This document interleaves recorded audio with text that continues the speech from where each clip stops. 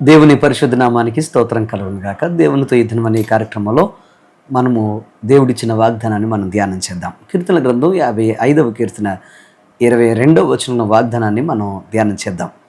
ఆయనే నిన్ను ఆదుకొనును, ఆయనే నిన్ను ఆదుకొనును. నా ప్రియ సహోదరి సహోదరులరా, ఈరోజు దేవుడు నీతో మాట్లాడుతున్న మాట, నిన్ను ఆయన ఆదుకోబోతున్నాడు.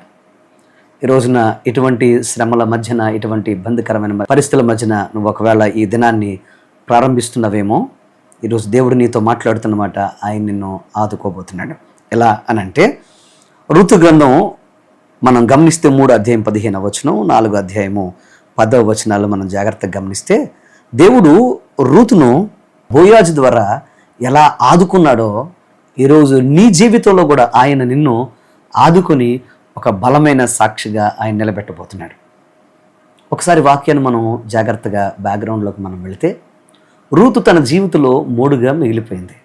యవ్వన కాలంలో భర్తను పోగొట్టుకొని, అటు నానే వారు ఇంటికి వెళ్ళలేక, లేకపోతే పుట్టింటికి వెళ్ళలేక, అలాగే సుఖ సంతోషాలతో ఆనందంతో బ్రతికే పరిస్థితులు లేక, తన అత్తను పట్టుకొని అంటుంది, నువ్వెక్కడికి వెళితే అక్కడికి వస్తాను, నీతో పాటే నేను ఉంటాను, నువ్వు తినేదే నేను తింటాను, నీ ప్రజలే నా ప్రజలు అనుకుని బ్రతుకుతాను, నీ దేవుడే నా దేవుడని నేను నమ్ముతాను అని నన్ను వేరు చేయొద్దు, ఎందుకనంటే నీవు కూడా నన్ను వదిలేస్తే నాకు దిక్కు లేదని ఏడుస్తున్న ఒక యవనస్తురాలను మనం చూస్తున్నాం.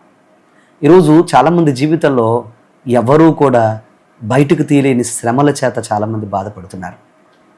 వేదన, ఆవేదన, కష్టము, కన్నీరు. ఒక్కొక్క మాట వింటుంటే గుండె పగిలిపోతుందేమో అన్న భయంకరమైన భయం చాలామందిని వెంటాడుతుంది. ఏం జరుగుద్దో, ఏ మాట వినాల్సి వస్తుందో, ఎలాంటి శ్రమ ఉప్పునొచ్చి మీద పడిపోతుందో, ఎలాంటి భయంకరమైన పరిస్థితులు మాకు వస్తాయో అని చాలామంది భయపడుతూ బ్రతుకుతున్నారు. ఆదుకునేవారు లేక, ఆపన్న హస్తం ఇచ్చేవారు లేక, సహాయం చేసేవారు లేక, సమయానికి మాట చెప్పేవారు లేక, ధైర్యం చెప్పేవారు లేక చాలామంది ఈ రోజున గజగజలాడిపోతూ ఉన్నారు. దిక్కు లేక దీనస్థితిని అనుభవిస్తున్నారు. నా ప్రియ తమ్ముడు, చెల్లి, ప్రియ సహోదరి సహోదరుడా, ఒకవేళ నేను మాట చెప్పే ఈ మాట యొక్క తీవ్రత నీకు అర్థం కాకపోవచ్చు. ఒకసారి నీ జీవితంలో ఎవరు లేని పరిస్థితులు కనుక నీకు వస్తే ఆ బాధ ఏంటో నీకు అర్థమవుతుంది. ఈ రోజున నీ జీవితంలో ఒకవేళ అనుభవిస్తూ ఉంటే కనుక నీతో మాట్లాడుతున్నాడు దేవుడు. దీనస్థితి, బాధ, వేదన, కష్టము, కన్నీరు, అలాగే సవాళ్ళతో కూడుకున్న పరిస్థితుల్లో నిన్ను ఒకవేళ పరుగులు పెట్టిస్తున్నాయేమో. నీ బాధ ఎంత తీవ్రమైనదైనా, నీ కష్టం ఎంత పెద్దదైనా, నీ భయంకరమైన పరిస్థితులు ఎంత తీవ్రంగా ఉన్నా, నా దేవుడు నిన్ను తప్పకుండా ఆయన ఆదుకోవడానికి ఆయన సిద్ధంగా ఉన్నాడు. ఎందుకనంటే ఒక యవనస్తురాలు అంటుంది ఏమనంటే, నాకు దిక్కెక్కడుంది, నాకు ఉన్న దిక్కు ఒకటే, అది దేవుని సన్నిధి, ఇక అది కూడా నాకు దూరం చేస్తావా అని అంటూ ఆ యొక్క విధవరాలను పట్టుకొని ఏం చేసింది తెలుసా, ఒక విధవరాలుగా ఉండి ప్రయాణం మొదలుపెట్టింది. చాలా దూరం ప్రయాణం చేసి దేశం వచ్చింది. తన ప్రజలుగా కాని వారి మధ్య నివసించడం మొదలుపెట్టింది. కానీ నమ్మకం ఒకటే, నమ్మిన దేవుడు నన్ను విడిచిపెట్టని. దేవుడు ప్రతి సమస్యకు ముందుగానే ఆయన పరిష్కారాన్ని సిద్ధపరిచి ఉంచుతాడు. సమస్య ప్రారంభమైనప్పుడే ఆయన పరిష్కారాన్ని కూడా ఆయన ప్రారంభిస్తాడు. ఆ విషయం చాలామందికి తెలియదు. ఎందుకు ఈ మాట మీకు చెప్తున్నానంటే, ఈ రోజున మీరు ఏ సమస్యతో బాధపడుతున్నా దానికి ఆల్రెడీ ఆయన పరిష్కారాన్ని ఆయన సిద్ధపరిచి ఉంచాడు. ప్రతి అవమానానికి ఆయన ఆశీర్వాదాన్ని ఎలాగైతే, దేవుణ్ణి ఎలాగైతే ఇస్తున్నాడో, నీ జీవితంలో ప్రతి సమస్యకు, ప్రతి బాధకు ఆయన పరిష్కారాన్ని సిద్ధంగా ఉంచాడు.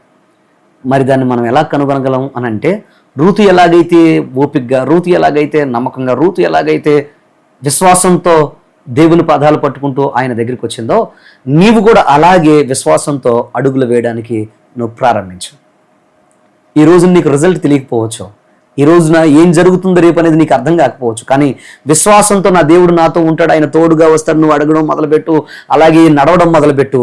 ఆయన ప్రతి మలుపులో, ప్రతి సందర్భంలో ఆయన అద్భుతమైన కార్యం నీ జీవితంలో ఆయన చేయడం నువ్వు చూస్తావు.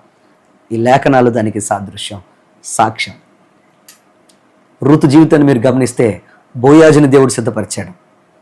బోయాజుని సిద్ధపరచడం మాత్రమే కాదు, ఏ పొలంలో అయితే పరిగెరుకుందో ఆ బోయాజు ద్వారా ఆ పొలముకే యజమానురాలు అయ్యేటట్లుగా దేవుడు చేశాడు. విధవరాలుగా ప్రయాణం ప్రారంభించి బెత్లెహేముకు వచ్చింది. కానీ తన ప్రయాణము ఎలాగా కొనసాగిందో తెలుసా?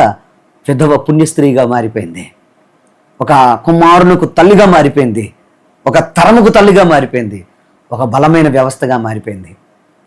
ఎవరు చేయగలరండి ఇలాంటి కార్యాలు? నా ప్రియ తమ్ముడు, చెల్లి, ప్రియ సహోదరి, సహోదరుడా, ఈ రోజున విసుగు, వేసారి, బాధ, వేదనతో, కష్టంతో, కన్నీటితో, వేధింపులతో, అవమానాలతో ఒకవేళ కంగారు పడిపోతూ నన్ను ఎవరు ఆదుకుంటారు, నాకు ఎవరు సహాయం చేస్తారు అని అనుకుంటున్నావేమో. మీలో చాలామంది అనుకుంటూ ఉంటారు, బాధపడుతూ ఉంటారు. వెళదామంటే తల్లి లేదండి, వెళదామంటే తండ్రి లేడండి, వెళదామంటే తోబుట్లు లేరండి, ఎవరు నానేవాళ్ళు లేరు నాకు, నేను ఎక్కడికి వెళ్ళాలి, ఈ అవమానాలు భరించలేకపోతున్నాను, ఈ వేధింపులు భరించలేకపోతున్నాను, కట్టుకున్న వారి నన్ను భయంకరంగా వేధిస్తున్నారు, నా జీవితంలో కన్నవారు దూరం అయిపోయారు, నాకు ఎవరు లేరండి, నన్ను ఎవరు ఆదుకుంటారు అని నువ్వు అనుకుంటున్నావేమో. చావాలి చావాలి చావాలి చావేసరిని అని ఒకవేళ నువ్వు చావు కోసం ఎదురు చూస్తూ ఒకవేళ తపనతో బ్రతుకుతున్నావేమో, దేవుడు నీతో మాట్లాడుతున్నాడు. ఎవరు లేని చోట నా ప్రభు నీతో ఉంటాడు. ఆయన నిన్ను ఆదుకోవడానికి ఆయన ఎప్పుడు సిద్ధంగానే ఉంటాడు. మర్చిపోకండి, ఎవరు లేని ఒక దిక్కులేని ఒక సహోదరిని దేవుడు ఎలాగైతే ఆదుకున్నాడో, నీ జీవితంలో కూడా నువ్వు నమ్మకంగా ప్రార్థన చేస్తూ ఈ రోజున సమస్య ఎంత పెద్దదైనా కానీ, కష్టం ఎంత పెద్దదైనా, అవమానం ఎంత పెద్దదైనా, నా దేవుడు ప్రతిదానికి పరిష్కారం ఇస్తాడు. విశ్వాసంతో నువ్వు ముందుకు సాగిపోగలిగితే ఆయనే ఈ ఉదయకాలం నిన్ను ఆదుకొని నీ జీవితంలో అద్భుతం చేస్తాడు.